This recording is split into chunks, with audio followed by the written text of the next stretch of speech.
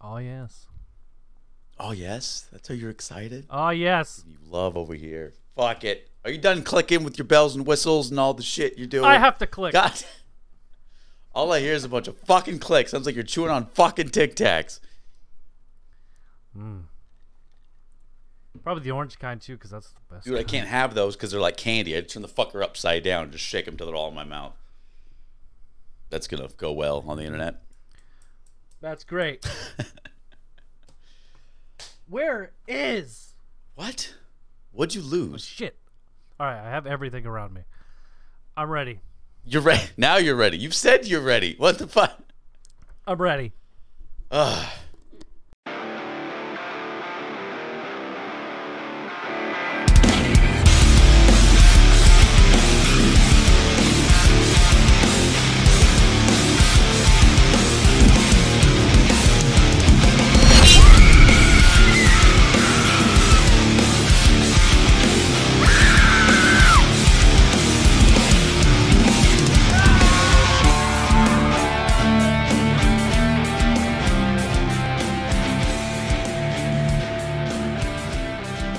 Calling all killers, welcome all you kings, scream queens, and everything in between. This is the Kings of Kill podcast. We are your hosts. My name is Zack. I'm Steven. And together we are the self-proclaimed Kings of Kill. And this is the show dedicated to the love of all things horror.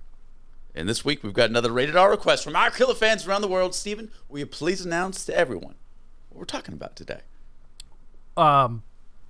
The Black Phone. You got it right this time. You've said it good. A different way every fucking time we talk. Yes, the Black Phone came out in July this year, What? This did not come out last year in 2021. Bullshit. It's just came out. No, yeah. Probably one of those delayed things. Oh, it's probably scheduled to release then. Anyways, I just checked it out on Peacock. Rated fucking R, an hour and 43-minute running time, which was a perfect running time. It took its patience when it needed to, took its time, wasn't afraid to slow things down. Oh, no, this is perfectly, timed well. The pacing is epic. Directed by Scott Derrickson. You don't get bored or anything.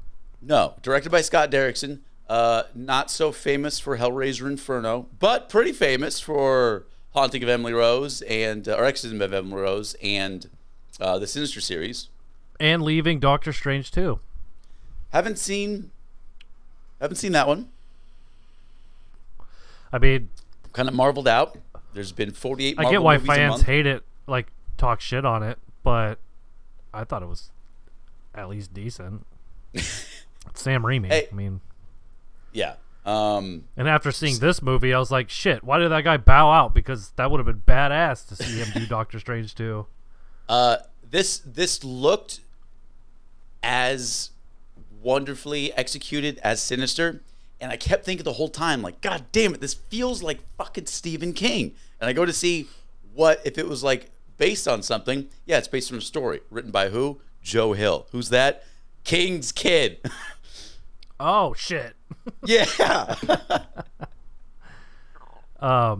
Starring. Yeah, it's got an It feel for sure. Oh, it definitely feels like it.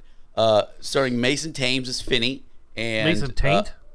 Thames. Thames? That's what. Thames? Yeah, sure. You did great, Finn. Doing Him and Madeline McGraw, who plays Finney and Gwen, brother and sisters.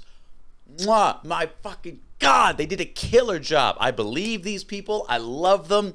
Their development was great. I loved everything about their personalities. This was like a modern rendition of it.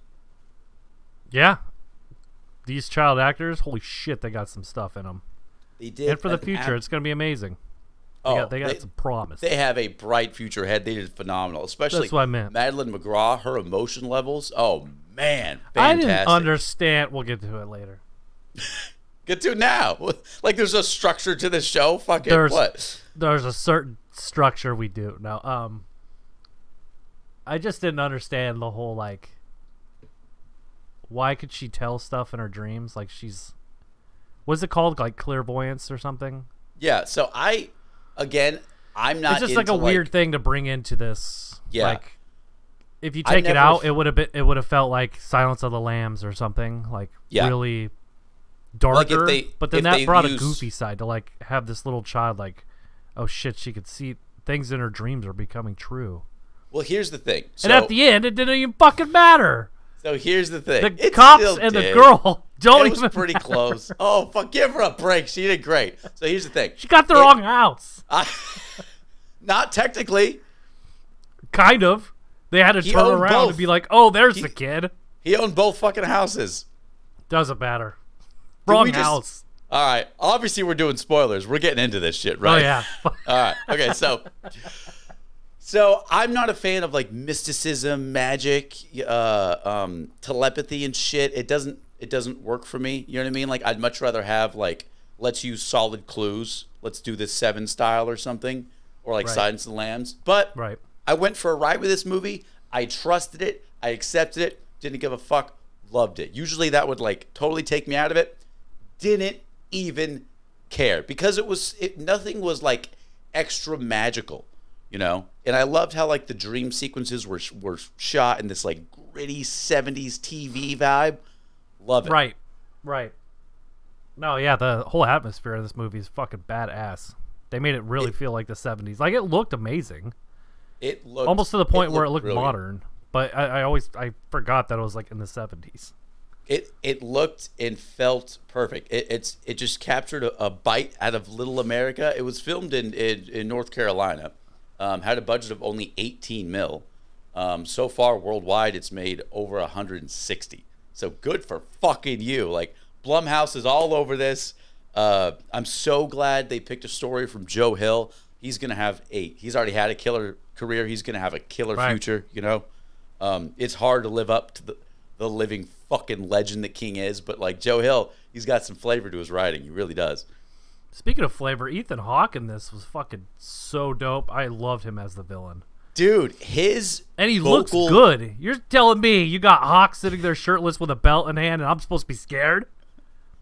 Yeah, that was kind of a giggity moment, wasn't it? You're kind of like, oh, hello. No, it felt like it was really cool.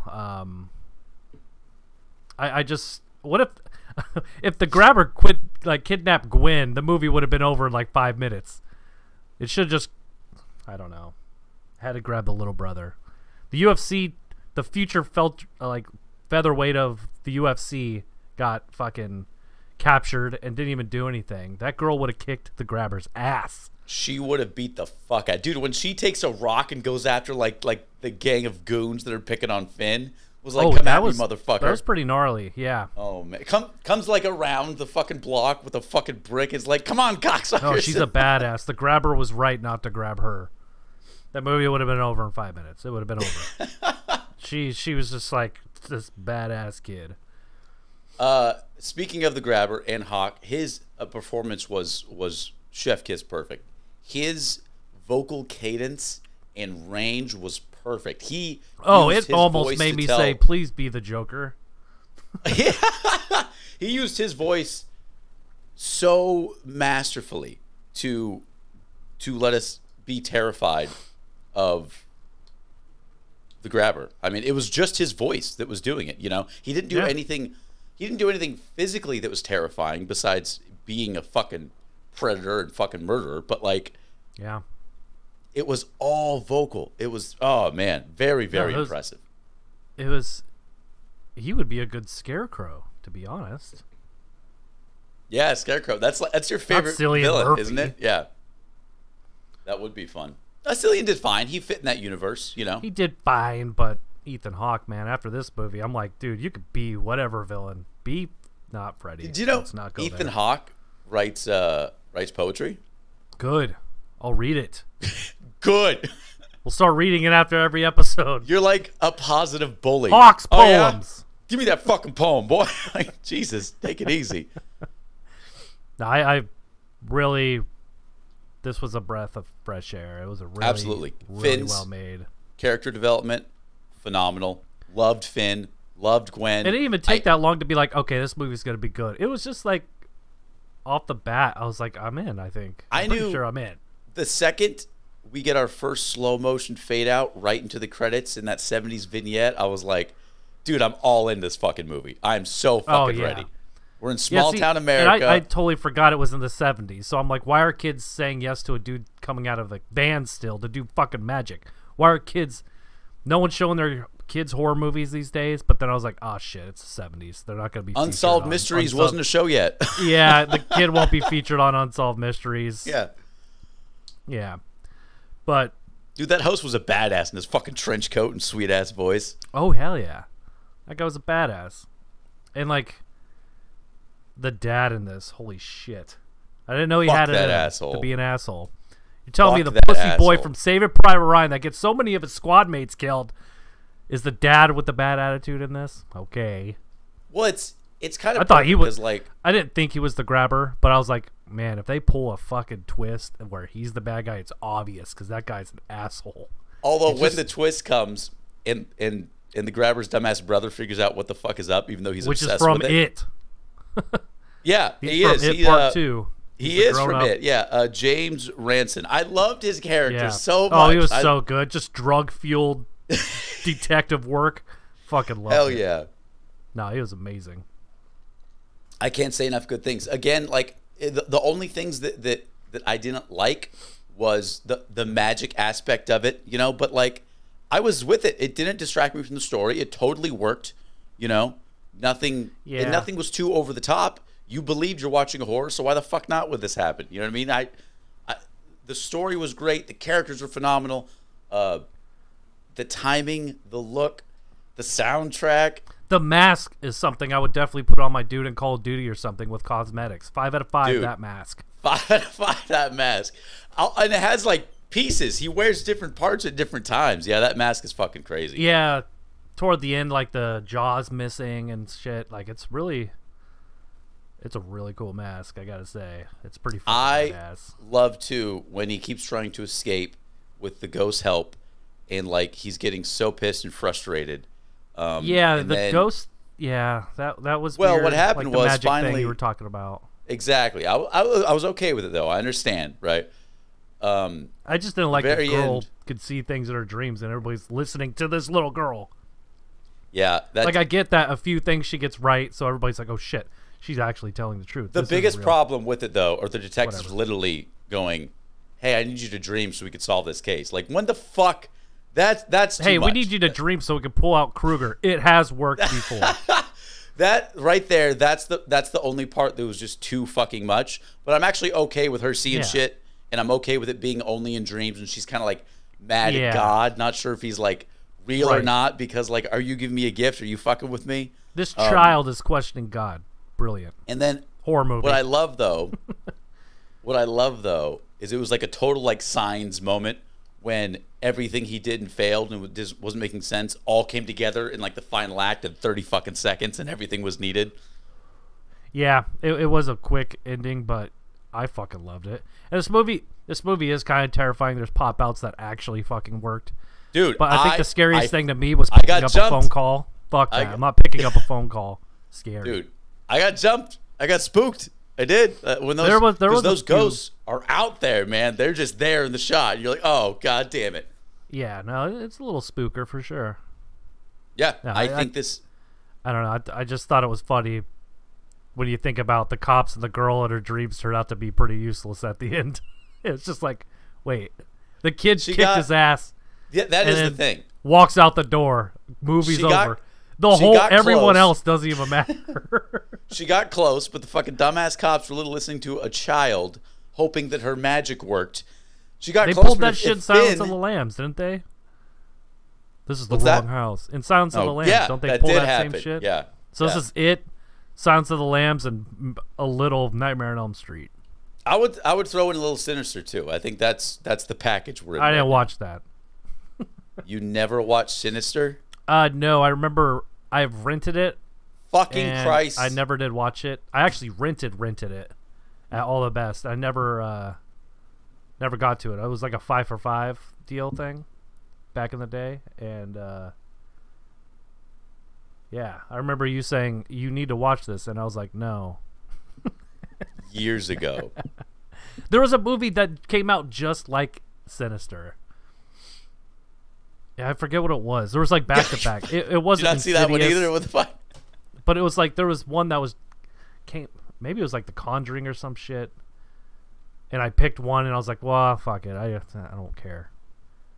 It wasn't Conjuring. It was something along the lines. Luckily, it's been requested. It's further down the line, but you're gonna have to fucking watch it, you asshole. I'm sick that week. You're right. Just like when your friend hit you up and hey, come to my baby shower, and you're like, "Oh, I can't," and he texted right back like, "I didn't give you the date." You're such an asshole. Yeah, dude. I don't even know. I might be gone that week, maybe. Holy shit. So, I absolutely love this movie. We have a few small gripes about it, but it's not enough to deter you. It's just you just sit there thinking like, "That's pretty movie of you, movie," you know. But what would you rate this? What do you think? I think it was very good. The look of it, the atmosphere, the kids don't suck, the dad sucks, the mask rules, Hawke is awesome. It was definitely a breath of fresh air for horror, I think. Agreed, 100%. It was something not totally different because it does rip from a few movies, but what movie doesn't? Exactly. I'll go with a safe bet of 4 out of 5 with a side of belt spankings. Kinky from Daddy Hawk. This movie gets horny. This movie, stop it. This is about kids, you fucking freak. Well, minus those. Leave them in the other room. Absolutely loved it. I want more of this. Like, it was good. Please. It was I think this was my third watch. Watched it a few times now. It's I'm gonna I literally just finished it. Great hungover movie. I'm rewatching this I'm rewatching this shit tonight. Absolutely love it. Now that you don't have to review it, now you can enjoy it. Now I can actually like sit down and crack a beer and not like take fucking notes and shit. I like it a lot. It's a great movie. And it's free on Peacock. Well, I think you have to subscribe to Peacock, but it's on Peacock, right? Peacock, so if you have Peacock. Yeah. If you have it, watch it. Put it on your wish list. You're doing it now? Oh my god, thank you. What? I'm telling people to put it on their wish list, and they are right now because they're listening to me. I thought your roommate broke into your fucking room again asking for a fucking soda, and you were telling him, "You're doing it now!" Like, I didn't know. You're putting on... Go in your room, grab a soda, put on the Black Parade. The Black Phone. That's what I meant. Black Parade, dope-ass song. Black Phone, dope-ass movie. Yeah, I mean, what are you going to do? Carry on. I got some great horror news today. Oh, I want to hear. Resident Evil, the TV show, has been canceled on Netflix. After one season. Fucking God. What terrible. A 1 out of 5. That was. The one is because... Yeah. The title... The 1 out of 5. One is because the title is Resident Evil. The rest of the show, thank you for being canceled. I fucking hated it. We were talking before, and I think it'd be great. Since Ridley Scott doesn't know what the fuck to do with aliens anymore. Or take anything a break anymore. Take a break and get some RE going, man. Come on, just check out, like, I don't know, RE 2 or 4 or 7, and be like, let's just do something like that. Why do they keep remaking their own ideas and stories? The games are great. Just follow the fucking game. Just expand like a quarter of one of the games into a 90-minute clusterfuck. That's all you gotta do. The game's 9 hours. Just use the cutscenes. Just fucking make the cutscenes. Shoot them live action and be like, here, kids. And everybody's like, oh, fuck yes. 10 out of 10. Maybe. Yeah, agreed. Fucking Resident Some of those cutscenes. I don't know. But it still will be better than this TV show. I just did not like it. It was very boring. And the worst thing is I still had hopes for it, so I turned it on excited. I hate the characters. I liked Wesker, but, like, that's not Wesker. No. I like that actor so much, but that wasn't Wesker. But just reinvent a character. Just make a new character. You don't have to call him that. Like, we get Yeah, just like they did on that wonderful Mortal Kombat movie. You're right. They should just make a new character. Yeah, no, wait, you're totally right. The it wonderful worked so well in Mortal Kombat. You're right. The Thanks fuck for up. agreeing with me how great that idea was. You're finally coming around. You know what's really funny is that A second one's coming out. shut the fuck up. No. So Scott Derrickson, who directed The Black Phone, like, he's got some great movies under his belt. He also has Hellraiser Inferno. What happened, man? Yeah, you can't win them all. They can't all be bangers. Yeah, nope. Can't be perfect. Like, When it look at comes to Sam Black Raimi. Phone, though. Like, eey. That's a great example, actually. He's either on fire or has no idea what the fuck he's Or doing. he's on fire and he can't get off the set and he just ruins the whole fucking movie.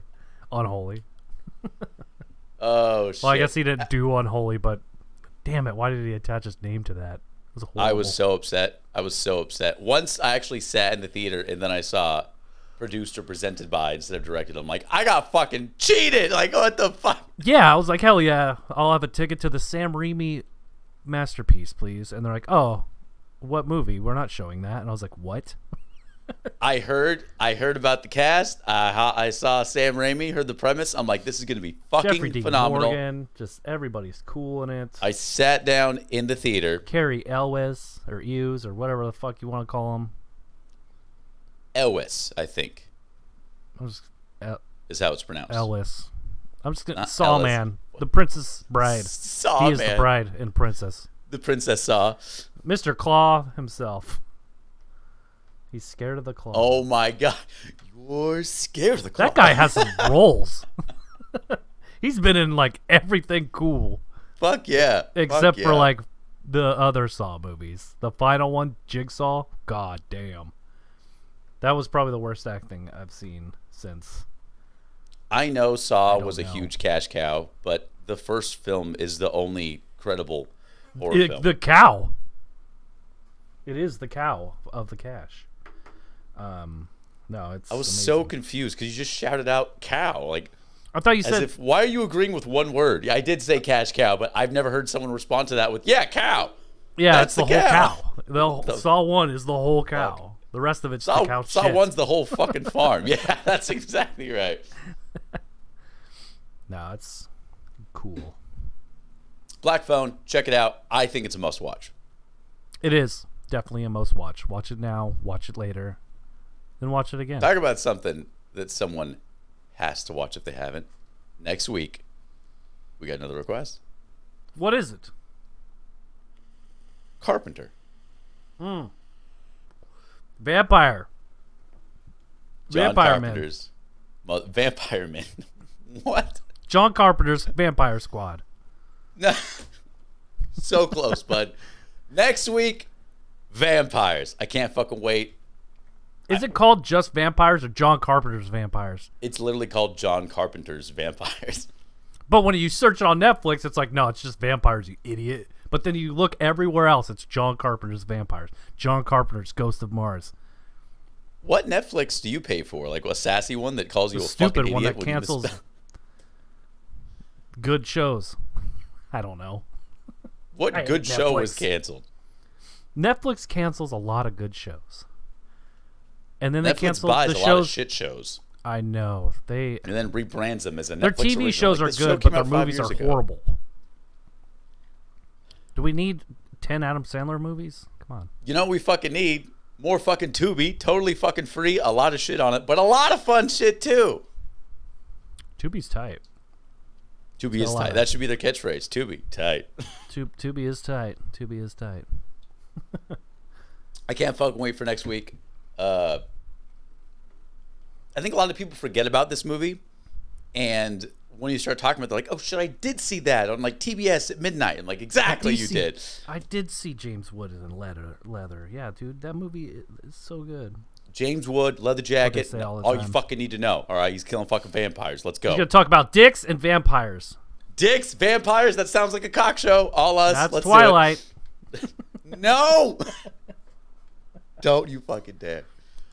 Oh, let's wrap this shit up. Jesus Christ.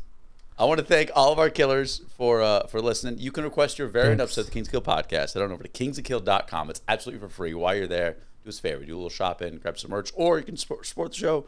A little as 99 cents a month. Big thanks to our video sponsor, Hands and Tankerings. Custom roasted coffee. Did you say you, bitch? I sponsor. The coffee's good, all right? Buy some.